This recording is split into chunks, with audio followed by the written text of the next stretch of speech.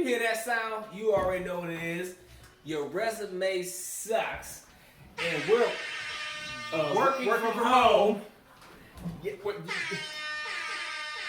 okay. Okay, I'm Andre Harden. I'm Goalie Green. And this is... Nigel Green? You sound unsure about that. Yeah, you Nigel. sound like you weren't sure what your name is. Nigel. Okay. All right. But we are working from home. That's the episode today. And obviously... I'm sure everybody can relate to what we're doing right now. I just woke up out of bed. That's right. Okay, all right. Hey, good job, buddy. I really appreciate it. Can you go and do Come your on, attack? Andre. Yeah. Here we go. Yeah, we go. Woo, shoot. Okay. Work from home. Yeah, this is all right.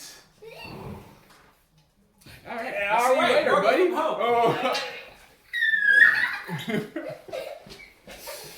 Ah, man, work from home.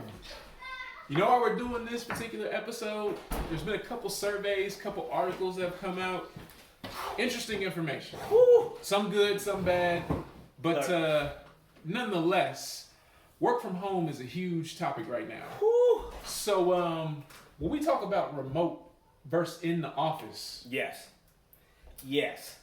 there's some inherent differences. Huge topic right now. Yeah. Look, had a lady, she turned down the offer because the company was going 100% back to the office, no flex schedule at all. Better salary, benefits, everything. Oh, No. Back to the office. like how much better salary? Like good? Oh, yeah. Solid. Benefits were good? Solid 25, 35% over what she was making And she said no, because in office. in office. That's the landscape we're in right now. Yeah, that's scary. I mean, for an employer, especially if you're talking about critical talent Oh, yeah. and you can't get them and you're offering them 25 to 30% over what the market rate is, that's scary. But, you know, some companies go by the whole process of the answer's no. What's the question? Can I work from home? That's right. We have a lot of people who will need to have a handle on the situation in the office. Yeah.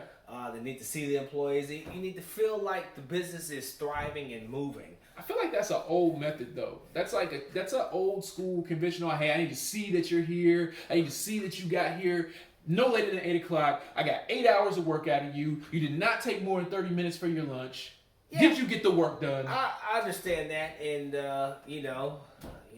it's kind of unnecessary. It kind of is, but But then at the same time, when I see that, what do you call that? A bonnet? Yes, that's when I see right. that bonnet on your head. When I'm doing my Teams call and all that type of stuff, yes, I just rolled out of bed, had a cup of coffee. Put the bonnet on. Or never took the bonnet off. Yeah. So I'm thinking that the camera's off when I'm doing this. Obviously the camera's on. Yeah, and it's you see rolling. me like this. You think I'm not productive, but actually I am doing work. Because it makes it's the way the blood flow goes to your brain. You right? hear ESPN in the background. Yes, I'm being productive. Don't you worry about that. Yeah. You see the kids running around, dogs barking. Yeah. Kids sitting on tables. Yes, I am still working. Don't you worry about that. Well, so let's talk about some of the pros and cons of the employee side of working from home versus in the office. Well, I think that, working from home, you obviously can handle a variety of different things. For one, I think people, they have the comfort of being somewhere where they know where everything is. I need to get a glass of water right here. I want to go and use the bathroom. That's my bathroom. That's right. It's I'm my comfortable. bathroom. I can't be any more comfortable than that. Hey, my eyes are burning because I've been looking at this Excel spreadsheet for too long. Let me step on the back patio and get a little sun real quick. That's correct. I can cook dinner. Yeah. The kids can come home. Yeah. Everybody is there at the same time. I'm not stuck in traffic, getting more stressed. That's a big one. About traffic is a big one. Yeah, especially here, because I can easily have an hour to 2 hours going each way. Yeah, that's true. So, that's factual. So that's beneficial. But if you were in the office, you got the benefit of maybe being able to focus a little more. Is that true? Maybe yes, no. Maybe yes, no. You get more visibility with your immediate supervisor. I get to know who these people are. Right. So I get you get a better feel for you. Yeah. When you're working from home, and I don't know anybody who's ever been sick or gone on leave or something like that, or had to, go somewhere else and you're away from the team. Right. Even though technology brings you together, you feel kind of out the loop sometimes. You're like, oh, I didn't know we were doing that, or how did we come to that decision? That's right. So yeah, I understand that. Pros and cons. I understand that. It's not all a one-way street. It isn't. And from the employer, they got to make sure that they're getting their money's worth out of you. And the best way to do that is to actually see you doing the work. Now, there's a lot of different philosophies out there. You have some innovative, they're futuristic, like, hey, I don't need any of these people in the office. We're going to make money. The big names, the Amazons, the productivity's there. Oh, they're there. They can do everything remote. Some of these positions, you need to be in the office. I mean, if you work in the warehouse at Amazon, you can't work from home. Yeah. You're limited. It is what it is. Yeah. But if you're in customer service, I mean, I'm pretty sure when I call T-Mobile when I have phone issues that person is not in the office. Correct. I'm pretty sure they're at home. Yeah. And I'm pretty sure that there's a large portion of positions within every organization that could work from home and get the same amount of work done. Yeah. I'm pretty sure that's the case. But I signed the lease and I need all these desks in the field. Yeah, because you might sign a 10-year lease. I signed the lease and I need to get my money's worth. You got 60,000 square feet. Yes. And now everybody's at home. Yeah. So I need people in there because I'm not subletting. I'm not doing any of this. I need people in my office. Sometimes the contract won't let you sublet. Yeah, you're right. You're right. Stuck. So now I'm stuck. I am stuck, which is presenting a unique financial issue. A kerfuffle. I love that word. Kerfuffle. That is the word of the year, to say the least. That we are in a kerfuffle, and we need to figure out where we're going to go from here. There's a lot of people that's offering flex schedules, and I see it's going to be probably people going back 100%. Yep. Depending on how vaccinations and all that stuff looks like. There's going to be people who forever remote. You just brought up an interesting topic, though. Uh-oh. The vaccinations. Because I don't know if you can technically require employees to be vaccinated and return to work. Technically. It's probably some legal ramifications I'm sensing there. Just maybe. That's a gray area that I'm not going to get into right now. So that makes me feel uncomfortable.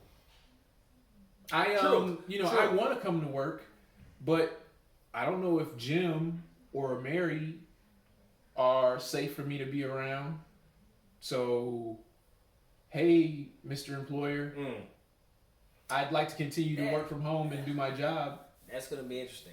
That's where we're going to be headed for Q3, Q4 to see how this all pans out. These are going to be real interesting conversations. Yeah, I mean, there's going to be some people who are going to go this direction, and then later in the year may switch, may not. And it's going to be interesting to see where we end up when it's time to, make these hard decisions. Because I'm pretty sure that 2022.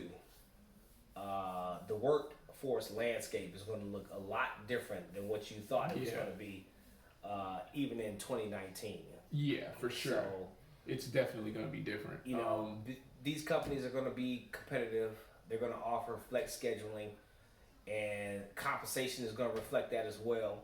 Yep. The skill set, people that you work with are going to be halfway across the world and doing things like that because remote is opening it up to the world. It's not just in your local area. Nope. It's the whole setup. It's hard to say exactly where we're going to go from here and what it's actually going to look like because the options now are just so endless to where you could hardly pinpoint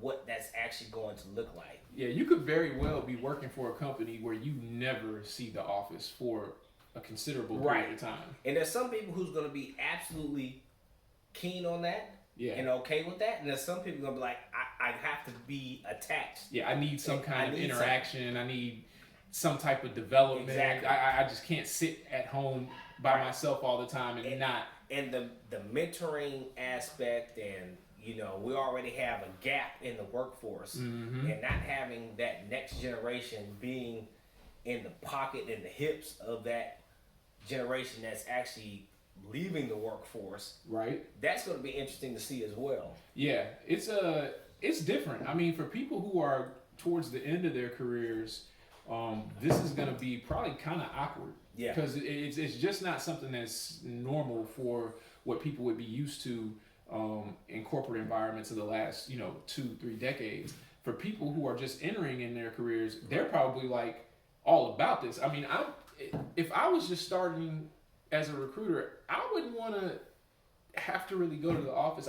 It's not necessary. Right. Especially if you're actually doing your work. Now, what I think this is going to do is it's going to force people to have better accountability on employees, because what you're going to find is that you're going to have some companies that take hard stances just to deal with a small percentage of the base that don't do the things that they're supposed to do in order to execute in the role. And it's going to end up preventing them from holding on to their best workers, because they're going to go somewhere where the company is like, hey, everybody works from home, get your job done. If you don't, we'll get rid of the bad apples. We'll keep the good ones. Right. But not every company has the same type of culture. Some companies are just like, I don't want to have to deal with this, that, and the third, so I'm just going to set it like this. That way I don't have to worry about it with anybody. Problem is that your top performers are going to be like, why are you monitoring the hell out of me? Why are you treating me like this? Why can't I work from home? Why can't I have a flex day? Yeah. Because they're going to know that they're getting their job done and have a different expectation. So. Yeah. And so at that point, I think you see, KPIs and things like that pop up, even though, you may have them, you may not. But there's got to be some type of measurement tool if, They're there already. I mean, they are. It's in there. Teams, it's probably going to be in your face at that point. Teams is watching you. Microsoft is what. Big brother. Be clear. Don't think that you sitting at home and you got your computer up and you just keep moving the mouse. That mouse. Yeah. Exactly. You're just moving that mouse and you think you're actually getting away with one. Nah. They can see what your activity is. Yeah. Oh, this person only had 30 minutes of actual meeting time with somebody this week. Got to be kidding. Yeah, and that's exactly right. Because we're not getting away with anything. You can definitely see that I got to see what's going on. Increasing. Yeah. If I give them an inch, as Goalie said, you give them an inch, they're going to take a mile. So we have to increase that level of monitoring. What is measurement. This person actually doing? Are they adding value? And that's gonna be key there. I mean, you at that point you really have to be sharp with your everything to let people know that you give me this much free reign. Yeah, I am producing. Yeah, I am getting the job done. I am getting the job done. And work from home is not something that's actually new to the industry. There's been several remote work from home positions, but now you're starting to see a lot more get pushed out there. A lot of roles get pushed out there, and But let me just say, I don't think people should run for the hills from going in the office. If you have an opportunity that's going to give you better development and some new options, and it requires you to go into work, at the end of the day, whether you're working from home or you're going to work, if you're about your business, you're working.